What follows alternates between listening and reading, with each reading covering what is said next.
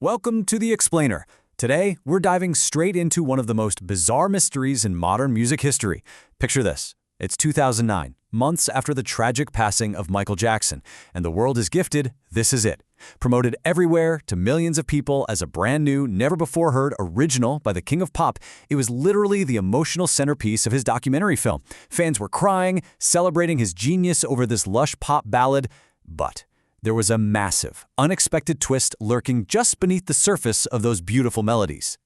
So here is the big question that hit the music industry like an absolute earthquake. How did a highly anticipated, supposedly brand new Michael Jackson track actually come out 18 years earlier? Think about that for a second. How could a song be released, played, and completely out there in the wild for almost 2 decades without the world and seemingly the Jackson estate realizing it until it was re-released as a new masterpiece? And this brilliantly illustrates the bizarre double life of the track. On one side, we have This Is It, the massive global 2009 phenomenon. But on the other, a track called I Never Heard, released back in 1991 by a New York-born Puerto Rican R&B and dance singer named Sapphire. That's right, the exact same song had a completely different identity first.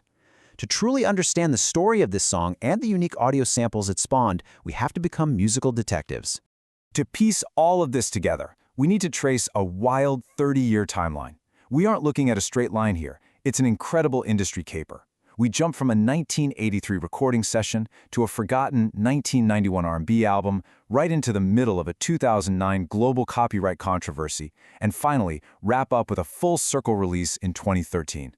Let's wind the clock all the way back to the beginning to see exactly how this started. Chapter 1. The 1983 Stolen Tapes, a studio heist. Back in 1983, at the absolute peak of his Thriller era, Michael Jackson headed into a California recording studio with legendary crooner Paul Anka. They laid down a bare-bones piano demo for a duet originally titled I Never Heard. Sounds amazing, right? Well, the collaboration didn't exactly end with a friendly handshake and a hit record.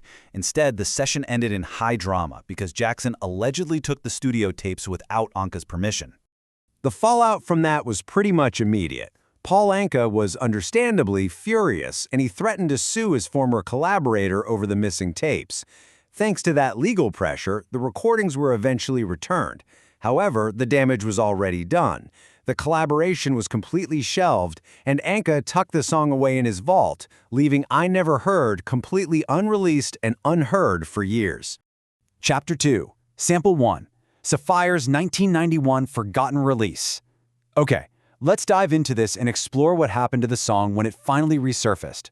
So almost a decade passes. It's 1991, and Paul Anka finally decides to let the song see the light of day. He gives it to Sapphire for her second studio album, keeping that original title, I Never Heard. Produced by Jerry Brown, this release is an absolute soulful R&B gem. If you listen to a sample of it, you can hear exactly how Sapphire based her performance strictly on Jackson's '83 demo. She beautifully channels his bubbling energy and his accented vocal nuances, and she's even backed by an enviable group of vocalists, including a then-unknown Brian McKnight.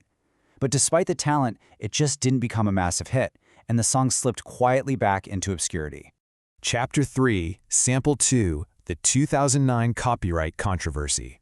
Now we fast forward to 2009. Right after Jackson's sudden death, his estate discovers a box of tapes. Inside is that fragile vocal and piano recording from 1983, and the lyrics prominently feature the phrase, "This is it." So to prepare it for a big cinematic release, executor John McClane essentially constructs a brand new song around Jackson's raw vocal. He adds lush strings and brings in Michael's brothers to record rich backup vocals, completely transforming a 26-year-old bare-bones demo into a polished, contemporary pop ballad. Sony and the estate release it with massive fanfare, billing it as a totally brand new Michael Jackson original.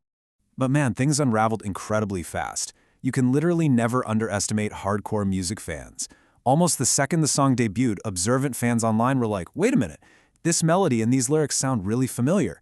They quickly connected the dots, pointing out that this new track was actually the exact same song as Sapphire's 1991 release, I Never Heard. Talk about an awkward moment. The Jackson estate and Sony suddenly found themselves in a highly embarrassing imbroglio, realizing their trumpeted solo original was actually a co-written track that belonged equally to Paul Anka.